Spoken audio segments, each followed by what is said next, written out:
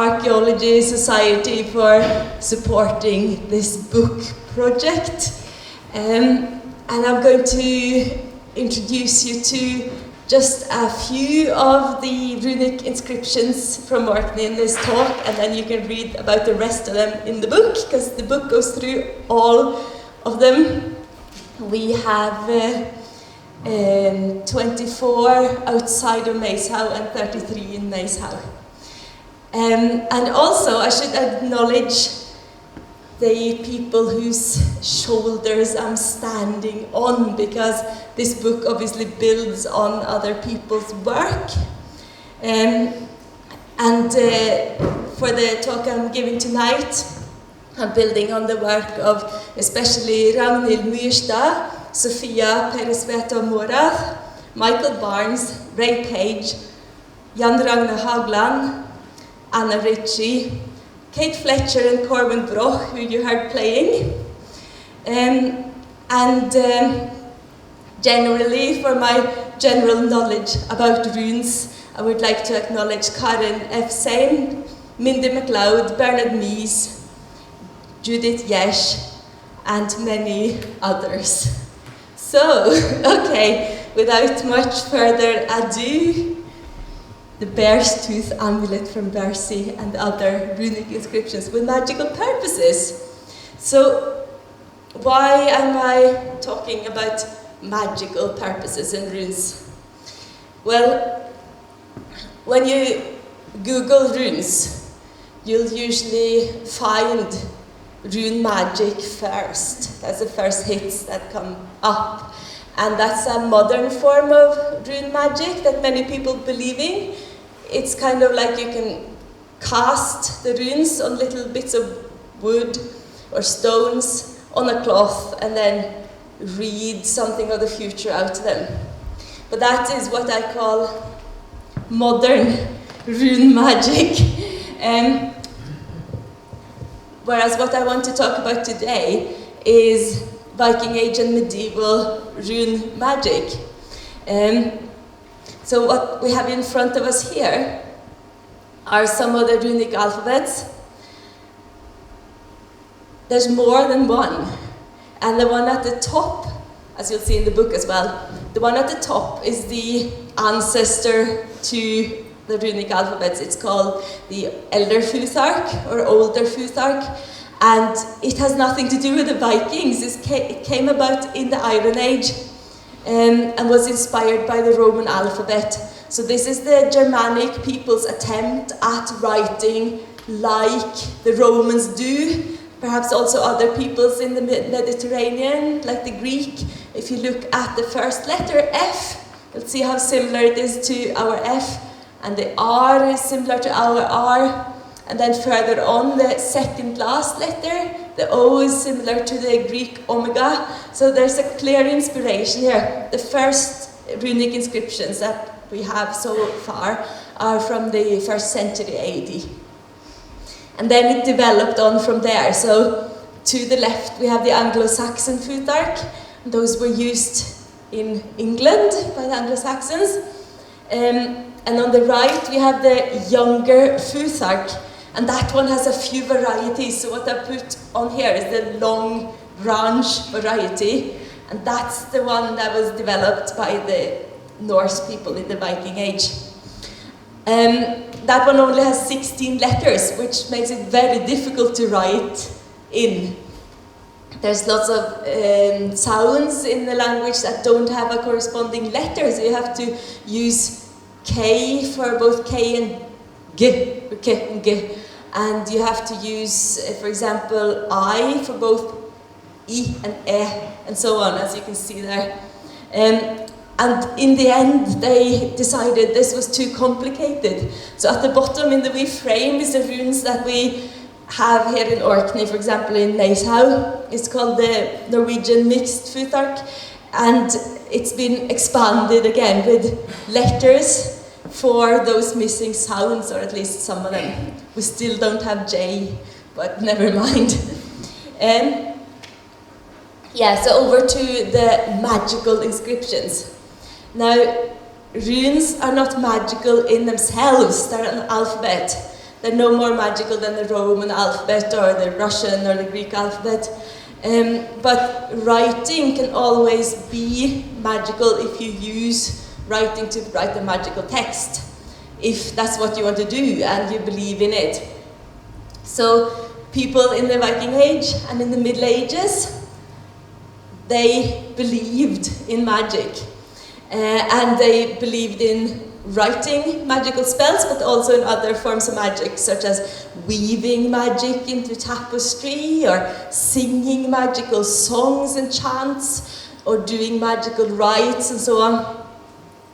So from across Scandinavia and Britain, there's an array of runic inscriptions where the text has been written for a magical purpose, such as protecting against the walking dead. I'm just mentioning some fun examples here.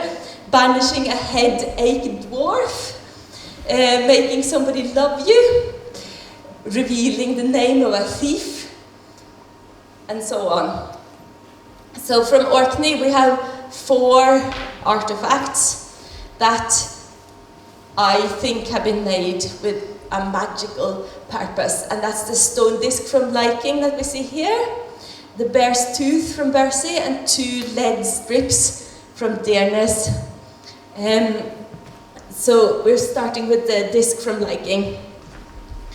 That one was the first one to be found after Naishau.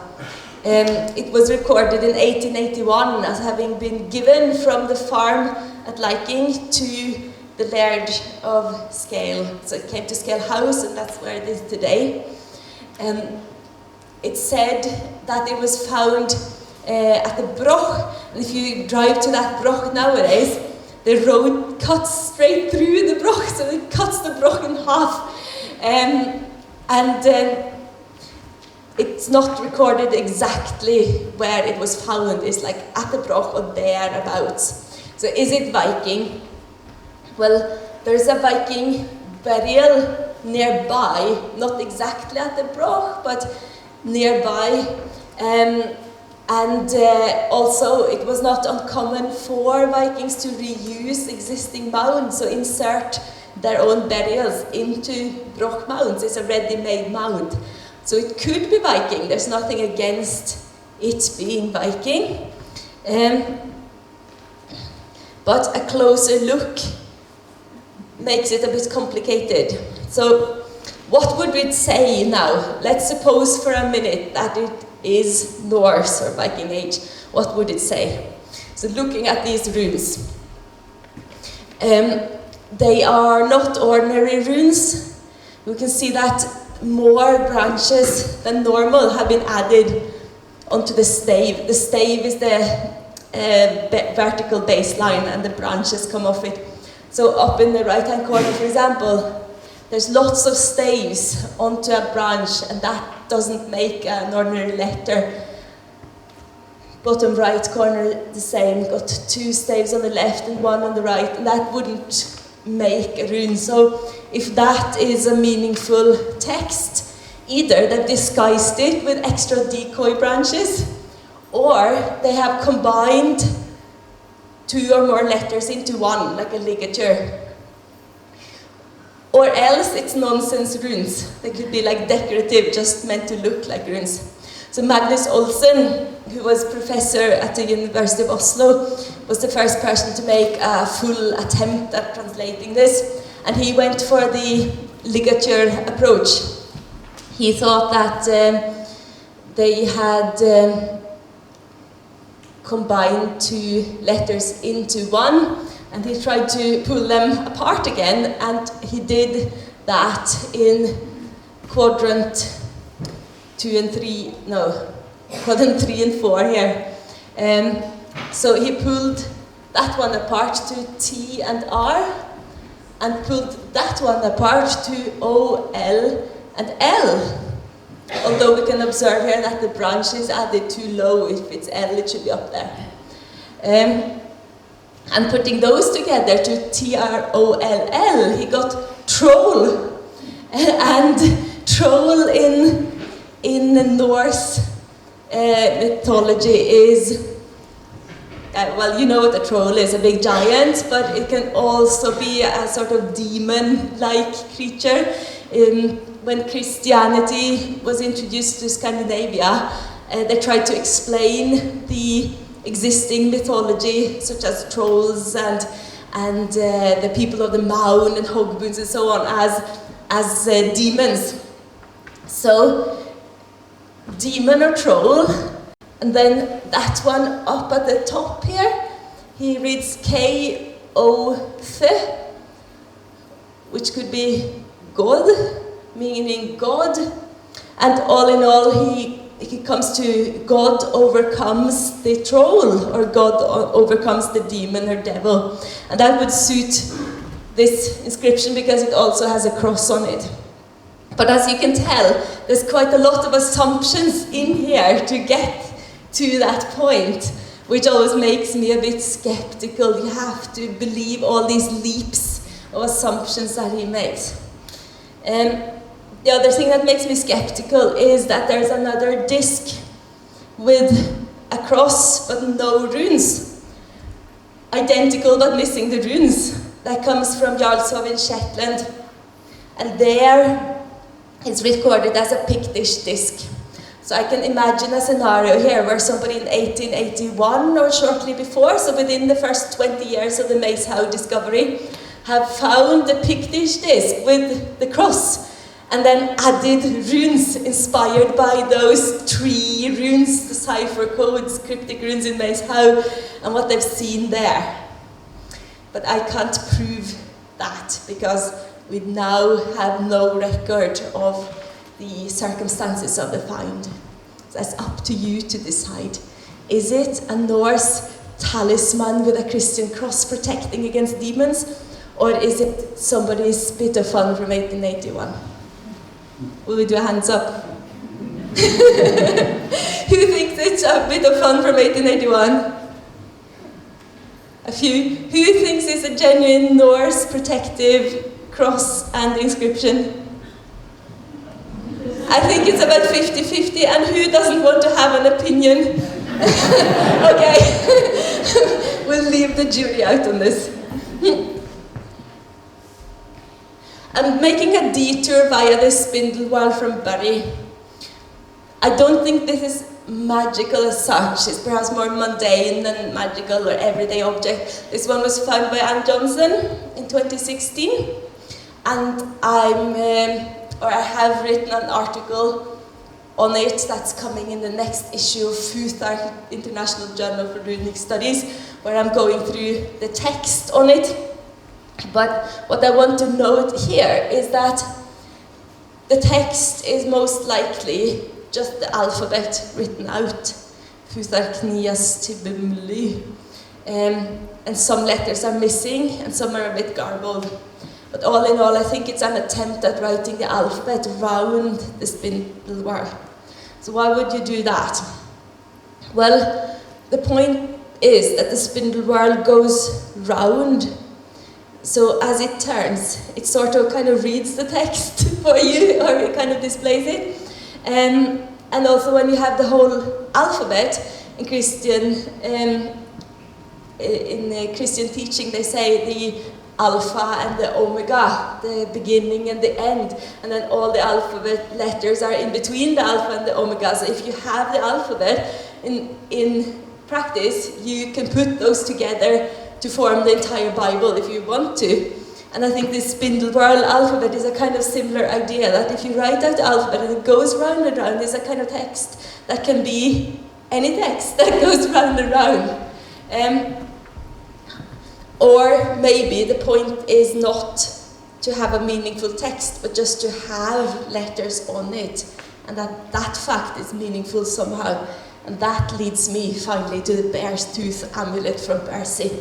Because this also just has Futhark, the first 6 letters of the alphabet, F, U, Th, A, R, K. And they're written out in beautiful double lines and then framed here, like that. So it's not an amulet that says protect me from demons or anything. It doesn't say anything, but it has writing. And having writing is meaningful. It adds a new aspect to it. It would also have been powerful without writing. And I'll now explain why. And here comes my reason for acknowledging Kate and Corwin at the back there, because I have a lot to thank them for enhancing my understanding of bear's teeth. Okay, so this one was found in the 1930s in an excavation at the Brockebergsky in the Viking Age longhouses there. It has a hole, so it's clearly meant for suspending, wearing. To start with, it was described as a seal's tooth. Then Anna Ritchie came around and said, wait a minute, this is a bear's tooth. And that being bear makes it so much more significant. So somebody has made the effort to import a tooth from a bear. There are no bears in Orkney, so it has most likely come from Scandinavia. And then they made the effort to add this beautiful but meaningless inscription, Futhark, the start of the alphabet, in double lines and framed. So some say, could it be a practice piece? But I would say, yeah, if it was on a stick of wood, for example, or a pig's bone, it could have been that, but not on a bear's tooth. It's bear, for goodness sake. I want to go into the beliefs that surround the animal bear in Scandinavia. So there's a deep significance of the choice of material here, and several ethnic groups across Scandinavia and elsewhere. The bear is a very significant animal. Over in Norway and Sweden, there are not just the Norse people, but there's another ethnic group as well, the Sami. Has everyone heard of the Sami? Yeah? To the Sami, the bear was a sacred animal. And also over in Finland, to the Finns, and over in Russia, and in fact, around the circumpolar regions. And if you ask Corwin later, he can list a whole long list of peoples who hold the bear sacred. But I'll speak about the Sami beliefs about the bear today. So to the Sami, the bear has many names and many taboo names. For example, the honey bearer, the forest grandfather, the peat brown, the thick-haired one, the mountain man, and so on. And each part of the bear's body also has a taboo name. For example, the eyes are stars. And the Norse people gradually converted to Christianity, starting in the 10th century. It was a process that took a long time. The Sami, on the other hand, converted much later, so they kept their own nature religion for much longer than the Norse did. And part of the nature religion is the veneration for the bear. The Sami beliefs are very sophisticated and complex, so I can't go into everything, and I don't know everything either, but I'll just try to give a glimpse into the bear cult. Where by cult I mean expression of religious beliefs as practice, as a rite.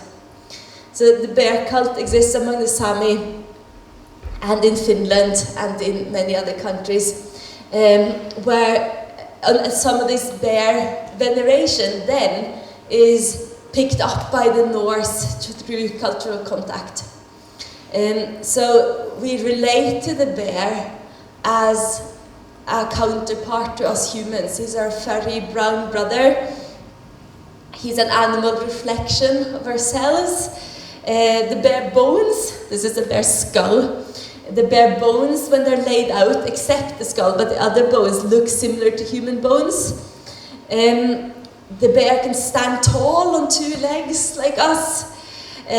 He can, or she rather, can breastfeed her children very much like us. And they have a home, they live in a den. So all this was observed and made people think of the bear as a human counterpart. The bear also goes to bed in the autumn and hibernates, and then wakes in the spring, so that's a sure sign of spring that people appreciated, as if it's being reborn at the moment when nature resurrects itself in the spring. So in Norwegian fairy tales, the bear is often seen in the role as a suitor, and there are many fairy tales where women are married to a bear. I'll mention one, because this one, that gave me the shivers, because this one is so much like a tale we have here in Orkney about a selkie, a seal to human marriage. So have you heard the story of Lady Odiver and the Great Selkie? Some people have, yeah. Well, here's a bear version of it. Once upon a time, there was a Sami woman who had 3 brothers who hated her.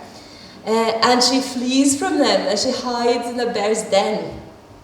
And having settled herself there, the bear comes to love her, and she loves the bear in return, and the bear and the woman get married. They have a son. And then years go by, and then the bear starts to feel that his time has come. It's soon time for him to die. And he predicts then that he'll be felled by one of the woman's 3 brothers. So he therefore asks, which one of the 3 brothers hated you the least? Well, the youngest, she says. And then they fasten a brass ring to the bear's forehead so that the son will recognize him when he's been felled. Having heard that the youngest was the least hateful towards the woman, the bear chooses to be hunted by the youngest brother. So he kind of presents himself to the youngest brother so that the youngest brother can hunt him and kill him, and is taken home to the Sami camp and butchered and boiled. And at this point, the son, who's grown up and living as a human, sees the brass ring and recognizes his father, and then speaks to the bear stew that's boiling in the pot and says, "Father, show yourself." And it boils up as if it's coming out of the pot, as a sign that, yes, they both recognize each other. And also showing that the bear is never dead, even if you've killed and butchered and boiled him, he's not dead yet. So this skull here is in the museum in Trondheim, and the canine teeth are missing. So those teeth have been taken out to make amulets. Sami wore bear teeth amulets to let some of the bear's strength and other characteristics, like his chivalry, transfer to them. And in Norwegian folk medicine, also bear's teeth are said to, if you wear a bear's tooth amulet, it can help against toothache. So I'll try to give you a little glimpse into the rites of the bear cult, bearing in mind that you can't understand it without doing it, without experiencing it. So this is what I discovered when I got to know Kate and Corwin here. I'd read about the bear cult, I'd heard a CD of the bear cult music that Kim and Robert down there have, but I didn't understand it because you can't without doing it. In the Sami religion, all animals are sacred, but the bears hold a special place among the animals. It's chivalrous, it's gallant, it was admired, it was feared. It's all hearing, it's all knowing. Even the bones in the pot hear what you're saying. And it can go into a death-like state in the winter and then be resurrected in the spring along with nature. It's master of life and death and bridging that gap. Also, the great bear in the sky pulls the sun up at dawn. So the midwinter bear hunt is a necessity to early hunter-gatherers. But there's so much more than hunting involved. It's a full ritual where the Noaide or shaman drums on the runebomme, the rune drum, similar to the one Corwin was playing there. I was so happy when I saw you brought it. I was like, yes, there's the rune bomb. So they would play the rune bomb as they go out the rune drum. Runebomme is a Norwegian name. As they go out to see the hunters off. And then the hunter party would go up to the bear's den in the winter and wake it, because you don't kill a sleeping animal, that's bad form. So you had to wake it and let it choose to fall against your spears and give itself to the humans. And for that sacrifice, the humans are very grateful.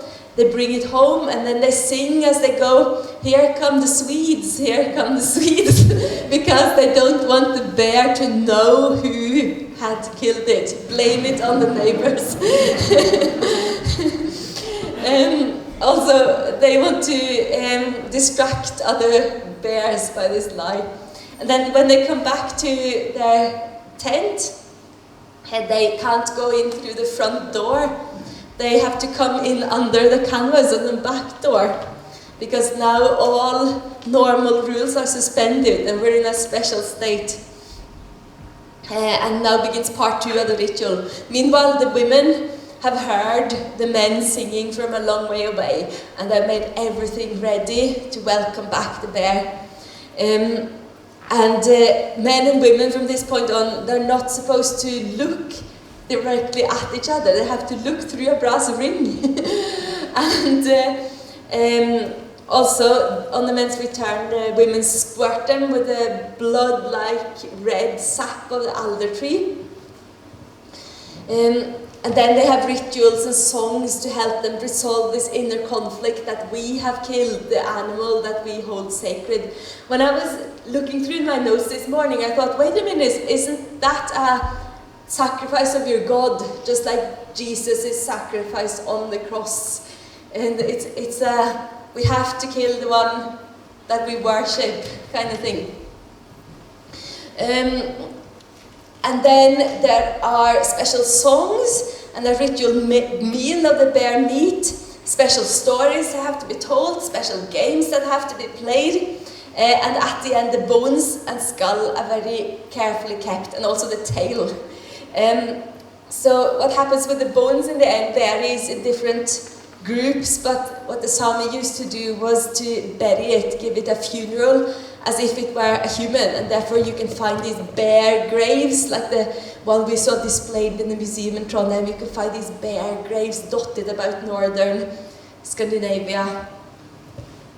And at the end, the Sami would wash themselves in a solution of birch ash lye, and then enter the tent through the normal front door again to show that this is the end of the ritual and back to normality, and the bear is ready to be reborn. So,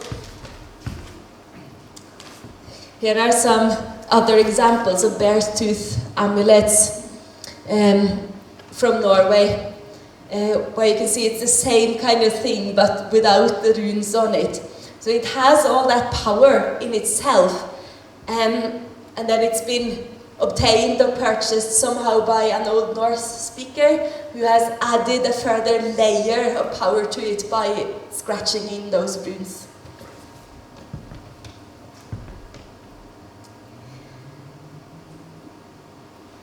Yeah, so I hope you have an impression, a small impression at least, of how special that bear's tooth amulet is now. Moving on to the 2 metal objects. Metal magic. That one's not from Orkney.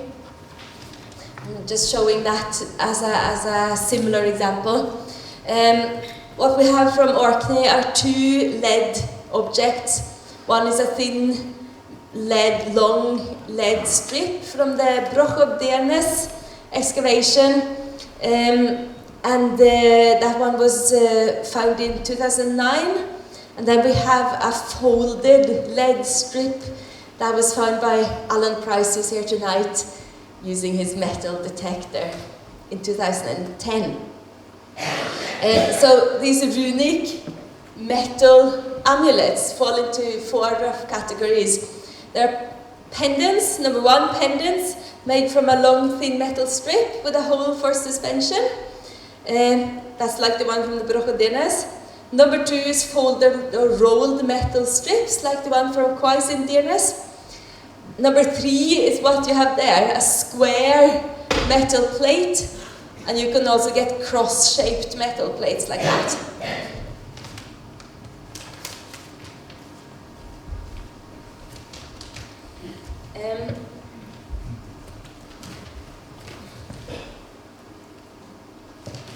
This is the one from the Broch of Dearness. So it was found by James Barrett and his team excavating at Broch of Dearness from the University of Cambridge. This photo here is by Sofia Persveta Morath. The runes are not so easy to see in this picture, but they run in 2 lines here. I have a drawing later where they're easier to see. They look very strange, and at first it was assumed that they didn't mean anything or that they had no lexical meaning. Michael Barnes, the runologist from UCL, first called it unintelligible, and then John Hines agreed with that and said, actually being meaningless best explains this object and its inscription, by which it means that the writer never intended to write meaningful text. However, in 2015, as Lorraine remembers, I organized a runic conference here in Kirkwall, and at that conference, Sofia Persveta Morath presented a paper, and she was a PhD student. She's later graduated with her PhD and won an award with it, which she really deserved because it's a brilliant PhD. And she managed to find meaning in some of the sequences of runes on this object. So, just before I move on to the meaning, to give you some context here, what's magical about metal? Metal is regarded as protective in itself, not just by the Norse. You know how a horseshoe brings you luck? Or a knife can protect you from being kidnapped by the Trows and taken into their mound. Or a metal cross has a double protection. It's a cross and it's metal. And this makes sense in a world where safety only extends as far as the home field. So within the home field, within the realm of the plough, you're safe, or almost safe at least, on the inside of the hill dike. Whereas outside the hill dike, beyond the extent of the home fields, you're in a wilderness where there's mountains, forests, eagles, wolves, bears, of course, and there's vast oceans with whales, with the kraken. There's the edge of the world, there's trolls, there's giants, and with Christianity there's also demons lurking about, all sorts of dangers. So the tiny, tiny little realm of human reign is like a tiny little bubble of light within a world that is chaotic and wild and ungovernable. And in that sort of world, you need protection like this. Rune black is a term that's used for runic metal protective amulets. Rune black, they are made from copper or bronze or lead. They have a runic text, which can be meaningful, or it can be complete gobbledygook, just trying to look like runes. Don't know if that's to confuse the devil, perhaps, or but in any case, they exist across the conversion period. So some of them are Viking Age and some of them are medieval Christian magic. And they can call on powers such as Thor, for example, the Old Norse gods, or dwarves or elves.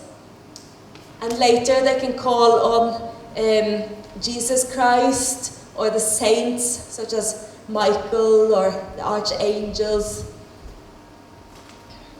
They're also found without runes in other countries, like among the Sami and in the Baltic and in Russia, but they didn't use runes, so theirs don't have runes on them, of course. So if you have a metal amulet, the metal's protective in itself, but adding runes lets you specify what it is you want. You can call on certain deities, you can banish certain evil powers by naming them, you can say what effect you want. So frequent words, where they are meaningful, frequent words are, for example, get, obtain, help, cast, spell, carve, sign, hurt, destroy, and verbs are usually either in the present tense or in imperative, issuing commands, like drive out or fly away or help and protect. So these spells have a common structure that you can learn and then use to compose your own tailor-made spell for what you need it for. This structure is that first you name an evil power and then drive it away by commanding it, or threaten or curse the evil power, and then you make a statement as a confirmation of the desired result. And that's where I wanted to show this example. Here I carved protection for you, Bovi, and then there's a bit that's not interpreted. To you is certain, and may the lightning hold all evil away from Bovi. May Thor protect him with that hammer which came out of the sea. Flee from evil. It gets, or you get, nothing from Bovi. The gods are under him and over him. So Thor and the hammer protects Bovi here. It's been taken as an amulet that protects against lightning strikes. Here's another example. This one hasn't got a meaningful text. It has a rune-like decoration that doesn't mean anything. But look how similar it looks to the example we have from Dearness. That one comes from Adelsö, which then is the neighbor island to Birka in Sweden. And here's our Dearness amulet. And at the bottom here are some words that Sofia Petamora managed to decipher. So we have the word runar here, or there. Runes. And then we have overlaunik man, which can mean I remember a large secret, or alternatively a large payment. And then up here in line 2, we have this sequence, irt kik du nu, where irt might be the end of the word burt, which means away. Away you go now. And that fits really well with this formula of banishing. Away you go now. So it fits completely within the genre. And she also remarks the similarity to a spell from Canterbury, which is very well known. It's written in the margin of an Anglo-Saxon manuscript from 1073. Giril, wound causer, go now, you are found. Thor, hallow you, Lord of giants, Giril, wound causer, against blood poison. So there's a banishment, and this Giril is seen as a demon or evil power that causes blood poison or blood vessel pus.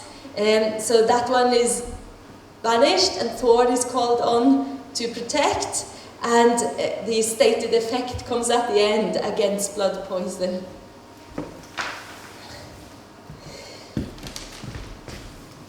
How are we doing for time?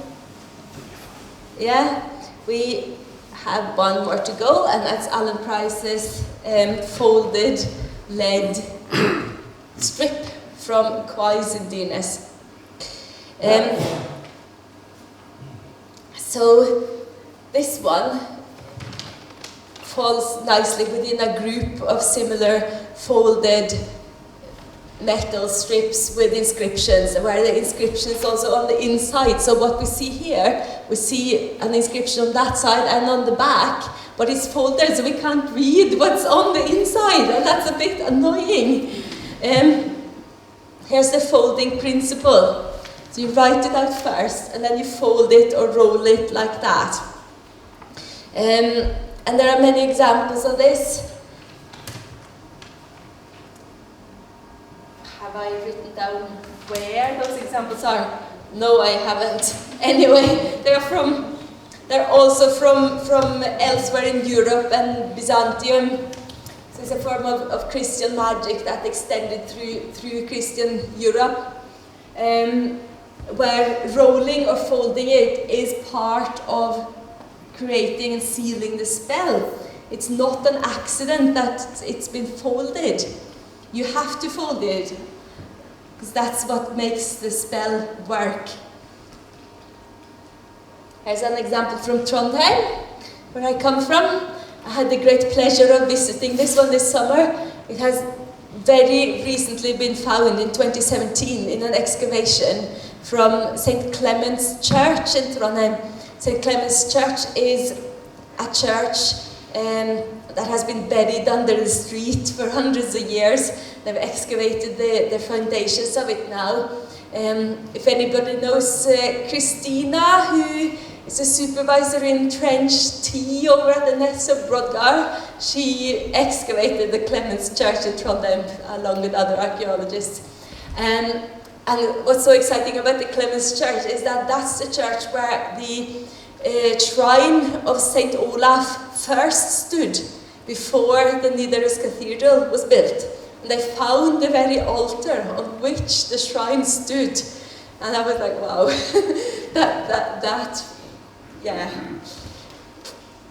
that means a lot to me. So under the floor, under one of the faces of this church, they found this folded lead strip. And being folded, you can't really read the whole text, but at least they can read the names Michael and Isaiah.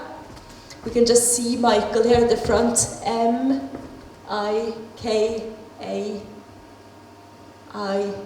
I think it is, Michael. Calling on angels. This one from Oslo looks even more like Alan Price's example, where it's been folded and then squashed very tight. And that's the two sides of it that we can see. And here it's just possible to make out the sequence akramato, which is part of the word tetragrammaton. Tetragrammaton, that means the four-letter word. And that is a taboo way of saying the name, the Hebrew name for God, Yahweh. So you're trying to avoid saying the sacred name, but you're just saying the four-letter name instead. Yeah, so that's what that is. And folding it, rolling it up, pressing it together makes it more solid, but it also seals in the spell and makes it take effect. So that's our magical inscriptions. Thank you very much for listening, and you can read about the rest, non-magical inscriptions, in the book.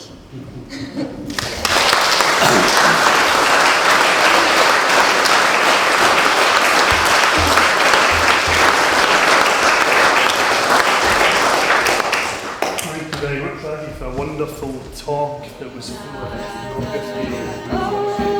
of